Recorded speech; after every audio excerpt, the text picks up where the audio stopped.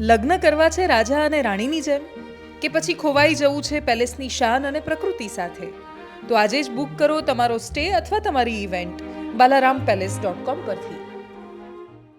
નમસ્કાર, weather analysis સાથે હું છું પાયલ. અને ઠંડી હવે ધીરે ધીરે ઓછી થઈ રહી છે. વાવાઝોડું છે એનો ખતરો હજુ પણ છે, દક્ષિણના ભાગોમાં છે.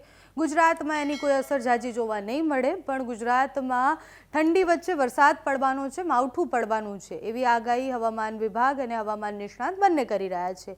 માવઠું ક્યારે પડશે, ક્યારે વરસાદની સંભાવના છે, કયા વિસ્તારોમાં સંભાવના છે અને વાવાઝોડાની સ્થિતિ અત્યારે શું છે, બધું જ સમજવું છે. પહેલાં તમે જુઓ કે વાવાઝોડું ફેંગલ અને અત્યારે ડીપ ડિપ્રેશન સુધી પહોંચી ગયું છે. ડીપ ડિપ્રેશન સુધી પહોંચ્યા પછી એ સાયક્લોનિક સ્ટ્રોમ અને પછી ફરીથી ડીપ ડિપ્રેશન અને લો માર્ક વેલ પ્રેશર અને પછી લો માર્ક વેલ પ્રેશર પછી એ પાછું લો પ્રેશરમાં ફેરવાય છે. એટલે આખી જે સાયકલ છે ફરીથી ફરતી હોય છે. અત્યારે વાવાઝોડું આ વિસ્તારોમાં છે અને સંભવિત રીતના એ ઉપરની તરફ જશે અને જેમ જેમ ઉપર જશે આ વિસ્તારો જે છે એટલે વિજયવાડાથી લઈને ચેન્નઈની આસપાસ પોંડિચેરી સુધી એની અસર જોવા મળશે. એટલે આ કોઈ પણ દરિયાકાંઠાના વિસ્તારમાં વાવાઝોડું ટકરાઈ શકે છે.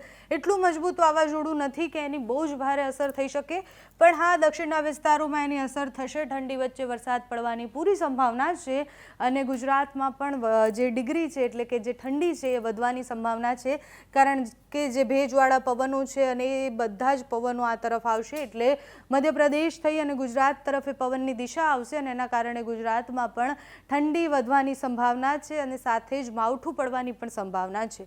હવામાન નિષ્ણાંતો માને છે એ પ્રમાણે ડિસેમ્બરની શરૂઆતમાં માવઠું પડી શકે છે. એટલે સામાન્યથી મધ્યમ વરસાદ પડશે. કયા વિસ્તારોમાં વરસાદની સંભાવના છે? તો દક્ષિણ ગુજરાતમાં સામાન્યથી મધ્યમ વરસાદ પડવાની અત્યારે સંભાવના દેખાઈ રહી છે અને મધ્ય ગુજરાતમાં પણ અમુક વિસ્તારોમાં સામાન્યથી મધ્યમ વરસાદ પડી શકે છે. એટલે 1 તારીખ પછી ક્યારે પણ ગુજરાતમાં વરસાદની સંભાવના છે. ભેજવાળા પવનો ગુજરાત તરફ ખેંચાઈને આવશે અને એના કારણે વરસાદ પડશે. વાવાઝોડું છે એનો કોઈ જ ખતરો ગુજરાત પર નથી. વાવાઝોડાને કારણે ગુજરાતમાં કંઈ અસર નથી થવાની, પણ માવઠું પડવાની સંભાવના છે. અને આ સિઝનમાં પહેલીવાર એવું થાય છે કે શિયાળાની વચ્ચે વરસાદ પડવાની સંભાવના છે. એટલે શિયાળાની વચ્ચે જ્યારે વરસાદ પડશે તો આપોઆપ ઠંડી પણ વધી જશે વરસાદ પછી. અને અત્યારે જે ઠંડી છે એટલે એક રાઉન્ડ ઠંડીનો પૂરો થયો, હવે પાછી ઠંડી ઓછી થશે અને પછી પાછી ઠંડી છે એ વધવાની છે ગુજરાતમાં. એટલે માવઠા પછી ઠંડી વધવાની સંભાવના છે. સામાન્યથી મધ્યમ વરસાદ વિંડીમાં અત્યારે નથી દેખાડી રહ્યા, પણ હવામાન નિષ્ણાંત અંબાલાલ કાકા અને પરેશ ગોસ્વામીનું એવું માનવું છે કે ડિસેમ્બરની શરૂઆતમાં તમે અહીંયા જુઓ કે મુંબઈની આસપાસ પણ તમને વરસાદ થોડો ઘણો દેખાશે. વેસ્ટર્ન ડિસ્ટર્બન્સ ઉપરથી જે આવતા હોય છે એના કારણે પણ ઠંડીમાં ઉપર નીચે થતું હોય છે. અત્યારે જે વરસાદની સ્થિતિ છે એ 3 તારીખ પછી સંભાવનાઓ દેખાઈ રહી છે, કારણ કે અહીંયા તમે જુઓ કે અહીંયા પણ એક સિસ્ટમ બની રહી છે. આ સિસ્ટમ આગળ વધશે એટલે દરિયાકાંઠાનો જે વિસ્તાર છે એટલે કોંકણ થઈ અને મહારાષ્ટ્ર તરફ અને પછી ગુજરાતમાં એ વરસાદ પડી શકે તેવી સંભાવના છે. સામાન્યથી મધ્યમ વરસાદ પડશે.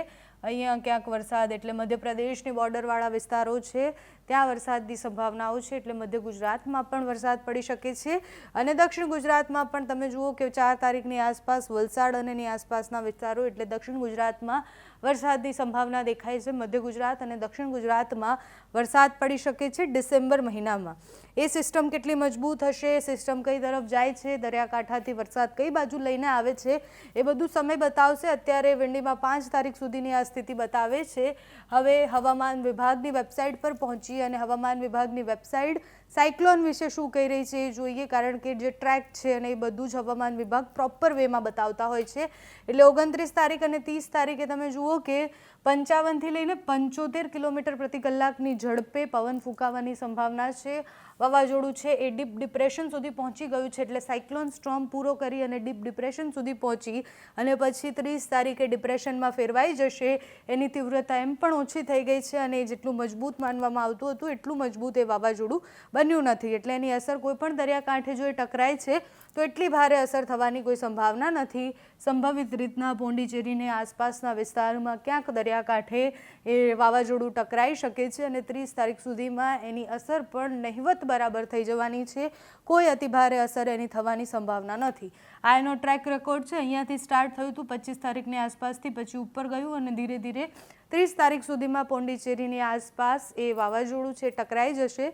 ડીપ ડિપ્રેશન હશે, કોઈ જ ભારે એની અસર નહીં થાય. 55 કિલોમીટરથી લઈને 75 કિલોમીટર પ્રતિ કલાકની ઝડપે જે પવન ફૂંકાવાના છે એના કારણે ક્યાંક વરસાદના ઝાપટા અને એ બધું દક્ષિણ ગુજરાતમાં પડી શકે છે. ત્યાં ઠંડીમાં વધારો થઈ શકે છે અને સાથે જ ઉપર જે વેસ્ટર્ન ડિસ્ટર્બન્સ આવતા હોય છે એ વેસ્ટર્ન ડિસ્ટર્બન્સને કારણે પણ ઠંડીમાં વધારો થશે, કારણ કે ઉપરના પ્રદેશોમાં અત્યારે હિમવર્ષા થઈ રહી છે અને એટલે એની અસર પણ જોવા મળશે. એટલે સંભવિત રીતના ઠંડીની અસર વધવાની છે, કારણ કે વરસાદ પડવાનો છે. અલગ અલગ સિસ્ટમો બંગાળની ખાડી અને અરબી સમુદ્રમાં બંનેમાં બની રહી છે અને એટલે વરસાદ વધવાની સંભાવનાઓ છે, કારણ કે સિસ્ટમો પવન અને ભેજવાળા પવનો ખાસ કરીને લઈને આવશે. ગુજરાતમાં 4, 5 અને 6 તારીખની આસપાસ વરસાદની સંભાવના છે. એટલે કડકડતી ઠંડીની વચ્ચે વરસાદ પડવાનો છે, માવઠું પડવાનું છે. ખેડૂતોને એ માવઠાથી વધારે ડરવાની જરૂર નથી, કારણ કે ખૂબ અતિભારે વરસાદ નથી પડવાનો. સામાન્ય મધ્યમ માવઠું જે પડે છે એવો વરસાદ પડવાનો છે. અત્યારે હવામાન વિભાગે જે આગાહી કરી છે એમાં એ શું કહી રહ્યા છે, ઠંડી કયા વિસ્તારોમાં વધશે, કયા વિસ્તારોમાં ઓછી થશે, ક્યાંથી વેસ્ટર્ન ડિસ્ટર્બન્સ પસાર થઈ રહ્યા છે અને વાવાઝોડાની સ્થિતિ શું છે એ બધું જ સાંભળો. હજુ 5 ડિસેમ્બર સુધીમાં કોઈ મોટું મજબૂત WD પસાર થાય તેવી શક્યતાઓ નથી. એટલે જે નબળા WDને કારણે ઠંડીમાં ઘટાડો થતો હોય એમ ચોક્કસથી 2-3 ડિગ્રી તાપમાનમાં ઘટાડો થશે, પણ એ ઘટાડો કોઈ એવો મોટો નહીં હોય કે આપણે સિંગલ ડિજિટની અંદર તાપમાન થઈ જાય અને એક પ્રકારે કોલ્ડ વેવનો રાઉન્ડ જોવા મળે. એટલે 5 ડિસેમ્બર સુધી એવી કોઈ કાતિલ ઠંડીની શક્યતાઓ આપણે માની ન શકીએ. એ પછી ચોક્કસથી મજબૂત WD પસાર થાય તો એને કારણે કાતિલ ઠંડી આવી શકે. અત્યારે જોવા જઈએ તો આવનારા 5 થી 7 દિવસ સુધી નોર્મલ ઠંડી જોવા મળશે. આ એક ચોક્કસથી છે કે જે લઘુત્તમ તાપમાન છે એ ઘણું બધું નીચું છે, એટલે કે 10 થી લઈને 15 ડિગ્રીની રેન્જમાં પણ અમુક વિસ્તારની અંદર લઘુત્તમ તાપમાન રાત્રિનું તાપમાન છે એ નોંધાઈ રહ્યું છે. એટલે રાત્રિનું તાપમાન છે એ યોગ્ય શિયાળા લાયક વાતાવરણ છે, પણ જે શિયાળા દરમિયાન દિવસનું તાપમાન હોય, જે મહત્તમ તાપમાન હોય છે એ નોર્મલ કરતાં 2 થી 3 ડિગ્રી ઉપર ચાલી રહ્યું છે. અમુક વિસ્તારોની અંદર 4 ડિગ્રી સુધી ઉપર ચાલી રહ્યું છે અને આવનારા હજી 5 થી 7 દિવસ સુધી આ જ મુજબનું હવામાન રહે એવી અમને શક્યતાઓ દેખાઈ રહી છે.